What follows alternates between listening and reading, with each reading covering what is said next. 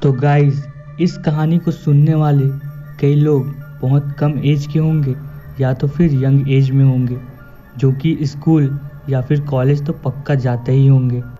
तो फिर आपके स्कूल या फिर कॉलेज में किसी के मुंह से ये बात आपने सुनी ही होगी कि उनके साथ कोई दुर्घटना हो गई और उस दुर्घटना के पीछे किसी पैरानॉर्मल चीज़ों का हाथ है। कई बार लोग ये भी दावा करते हैं कि उन्होंने स्कूल या फिर कॉलेज में किसी पैरानॉर्मल चीज़ या तो भूत प्रेतों को देखा है। तो क्या आप उन लोगों की बातों पर विश्वास करते हो? अगर नहीं करते तो इस वीडियो को देखने के बाद आपको ये यकीन करना ही पड़ेगा, क्योंकि ये वीडियो एक ऐसे ही कॉलेज की है जहाँ पर खुद वहाँ की प्रिंसिपल ने उस पैरानॉर्मल चीज़ को देखा और अनुभव किया था, और उससे भी पहले वहाँ के कई स्टाफ्स ने भी। यहाँ के चौकीदार ने कई बार इस बात पर कंप्लेंट किया था, लेकिन किसी भी स्टाफ ने उनकी बातों पर ध्यान नहीं दिया था। तो ये कहानी उसी भूतिया हॉन्टेड कॉलेज के ऊपर बेस है जो आपके रोंगटे खड़े कर देगी। तो चलिए शुरू करते हैं। तो इस कहानी की शुरुआत कुछ ऐसी होती है कि बच्चे कॉलेज में पार्टी कर रहे होते हैं, क्योंकि उनके लंबे वेकेशंस लगने वाले थे और टीचर्स को भी एक ऐसा मौका मिल चुका था कि वो बच्चों के साथ टाइम स्पेंड करें, क्योंकि बहुत लंबी छुट्टी थी। और दूसरी तरफ यहाँ की कॉलेज प्रिंसिपल आरती मैम अपनी कैबिन में बैठकर कुछ पेपर्स को चेक कर रही थी, क्योंकि इसके बाद वेकेशंस लगने वाले थे। आरती मैम बहुत जल्दी हाथ चला रही थी, क्योंकि अंधेरा जल्दी होने ही वाला था और बच्चों की भी पार्टी खत्म होने वाली थी।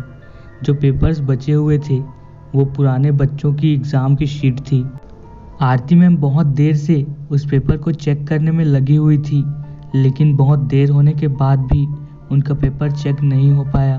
तभी एक मैम उनकी ऑफिस में एंट्री लेती है और कहती हैं कि आरती मैम, चलिए ना घर चलते हैं, देर बहुत ही ज़्यादा हो चुकी है, अंधेरा भी हो चुका है और बच्चों की पार्टी भी ख़त्म हो चुकी है, तो चलिए घर चलते हैं।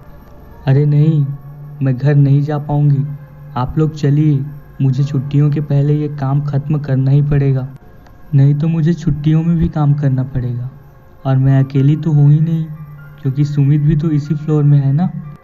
तो आप लोग मेरे लिए इनसिक्योर फील ना करें और आराम से अपने घर जाइए। सुमित इस कॉलेज का सिक्योरिटी गार्ड था, जिसकी ड्यूटी प्रिंसिपल के कैबिन के बाहर लगा करती थी। फिर सारे टीचर्स और बच्चे जो लंबे समय तक रुके हुए थे वो अपने अपने घर चले गए और पूरा कॉलेज सुनसान हो गया था, और उस कॉलेज में केवल वो सिक्योरिटी गार्ड और आरती मैम ही थी। देखते ही देखते 11 बज गए थे, लेकिन आरती मैम का काम अभी तक ख़त्म नहीं हुआ था। अभी भी कुछ पेपर्स में साइन करना बचा ही हुआ था। पेपर्स में साइन करने के बाद उनका काम ख़त्म हुआ और रात के लगभग 12 बज चुके थे। आरती मैम ने जैसे ही घड़ी की तरफ देखा, उन्होंने तेज़ी से अपना सामान पैक करना स्टार्ट कर दिया, क्योंकि रात बहुत ही ज़्यादा हो चुकी थी। लेकिन सामान पैक करने के बाद जैसे ही वो अपने कैबिन से बाहर निकली, चारों तरफ सन्नाटा था। आरती मैम की नज़रें डर से बेचैन होकर सुमित को यहाँ वहाँ ढूंढने लगी। तभी उन्होंने अपने आप को संतुष्टि देते हुए ये सोचा कि सुमित तो एक सिक्योरिटी गार्ड है, वो कहीं पर राउंड पे गया होगा। फिर आरती मैम आगे निकल जाती हैं, लेकिन जैसे ही वो चलने लगती हैं, कॉलेज में इतना सन्नाटा होता है कि उनके कदमों की आवाज़ पूरे कॉलेज में गूंजने लगती है। वो जैसे ही सीढ़ियों से नीचे उतरने के लिए आगे बढ़ती है, अचानक उनके कानों में एक आवाज़ आती है। ऐसा लगता है जैसे चौक से कोई जल्दी कुछ लिख रहा है। अब आरती मैम पूरी तरह शॉक हो चुकी थी, क्योंकि रात के 12 बजे भी कोई बच्चा क्लासरूम में बैठकर पढ़ाई कर रहा था। वो बच्चा सिसकते मैथ्स के फॉर्मूले भी बोल रहा था। आरती मैम ये सब सुनने के बाद वहीं रुक गई। आरती मैम को इस कॉलेज के इतिहास के बारे में बिल्कुल भी पता नहीं था और न ही कोई अंदाज़ा था। उनको बिल्कुल भी अंदाज़ा नहीं था कि इस कॉलेज के सेकंड फ्लोर में आखिर उसकी मुलाकात किसके साथ हो सकती है। लेकिन आरती मैम इन सब चीज़ों में बिल्कुल भी विश्वास नहीं करती थी, और वैसे भी ज़्यादातर पढ़ाई के फील्ड में घुसे हुए लोग इन सब चीज़ों को फालतू समझते हैं, और जब उन्हीं के साथ ऐसी घटनाएं होती हैं तो रोते हुए फिरते रहते हैं। अब आरती मैम सेकंड फ्लोर की सीढ़ियों पर चढ़ने लगती है क्योंकि उनका ऑफिस फर्स्ट फ्लोर पर था और ये जो आवाज़ें आ रही थी वो सेकंड फ्लोर से आ रही थी।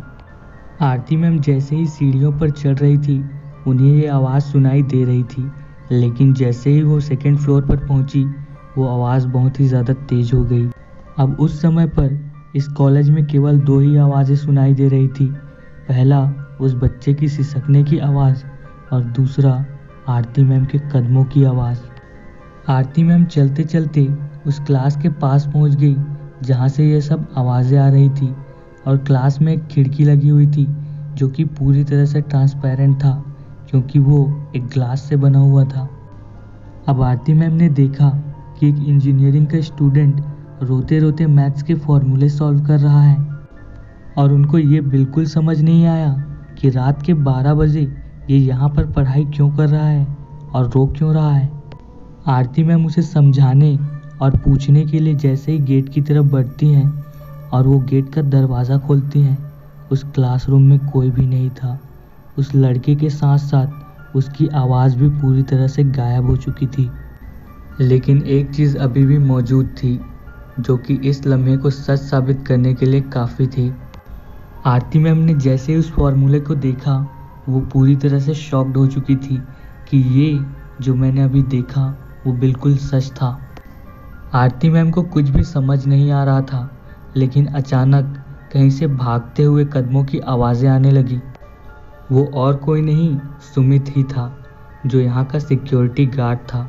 सुमित जैसे ही वहाँ पर पहुँचता है उसने देखा कि आरती मैम उसी फ्लोर के उसी क्लास में है जहाँ पर किसी को जाना नहीं चाहिए और सुमित भी वही सिक्योरिटी गार्ड है जिसे इस कॉलेज के बारे में, उस फ्लोर के बारे में, यहाँ तक कि उस क्लास के बारे में भी सारी सच्चाई मालूम है। अब सुमित कहता है, मैम आपने भी उसे देखा ना, झूठ मत बोलना। आरती मैम पूरी तरह से शॉक्ड हो चुकी थी कि सुमित को इसके बारे में कैसे पता चला, ये तो यहाँ था भी नहीं। वो सुमित से पूछती है, सुमित तुम्हें कैसे पता चला, तुम तो यहाँ थे भी नहीं, और वो लड़का कौन था। सुमित कहता है, मैम मैं गरीब आदमी हूँ, मेरे पास कमाने के लिए कुछ भी नहीं है।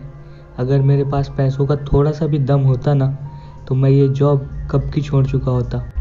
और आप पूछ रही हैं ना कि वो लड़का कौन है, तो वो कोई लड़का नहीं, वो एक आत्मा है। कुछ टाइम पहले वो लड़का इसी कॉलेज में पढ़ाई करता था और ये जो चीज़ आपके साथ जो हुई है ना वो मेरे साथ लगभग कई सालों से हो रही है। फिर आरती मैम कहती हैं कि हमें इस समय इस जगह पर ज़्यादा देर नहीं रुकना चाहिए, ये बहुत ज़्यादा खतरनाक हो सकता है, तो हम लोग घर चलते हैं। फिर अगले दिन कॉलेज में स्टाफ को कुछ फॉर्मेलिटीज़ पूरा करने के लिए वापस कॉलेज बुलाया जाता है और आरती मैम उन सभी से यही सवाल पूछती है कि आखिर वो लड़का कौन था। फिर जो पुराने स्टाफ थे जो लगभग 10-12 सालों से यहीं पर काम कर रहे थे, उन्होंने बताया कि एक शुभम नाम का लड़का था जो कि कॉलेज के फर्स्ट ईयर में लगभग 3 सालों से लगातार फेल हो रहा था। उसे एक अजीब तरह की बीमारी थी जिसकी वजह से उसकी मेमोरी पावर बहुत ही कम थी और उसे पढ़ाई करने में बहुत ही ज़्यादा प्रॉब्लम होती थी। शुभम एक ही क्लास में 3 सालों से फेल हो रहा था जिसकी वजह से उसका आत्मविश्वास पूरी तरह से टूट चुका था। एक दिन की बात है, शुभम और उसके सारे दोस्त कॉलेज में बैठकर पढ़ाई कर रहे थे और बातचीत कर रहे थे कि इस साल शुभम तू पक्का पास हो जाएगा। लेकिन शुभम निराश बैठा था और उसकी आंखों में आंसू थे। उसने धीरे से हाँ कहा। अब कॉलेज से घर जाने का समय हो चुका था तो सारे लोग कहते हैं, अरे चलो चलो देर हो रही है, तो सारे लोग जाने लगते हैं। लेकिन शुभम बैठा ही था। वो कहता है, तुम लोग चलो, मैं पढ़ाई करके आता हूँ। अगर उस दिन शुभम के दोस्त वहाँ से शुभम को ले जाते तो शायद ये घटना वहाँ नहीं होती। और सारे लोगों के जाने के बाद उस लड़के ने सेकंड फ्लोर के क्लासरूम में अपने आप को जान से मार दिया।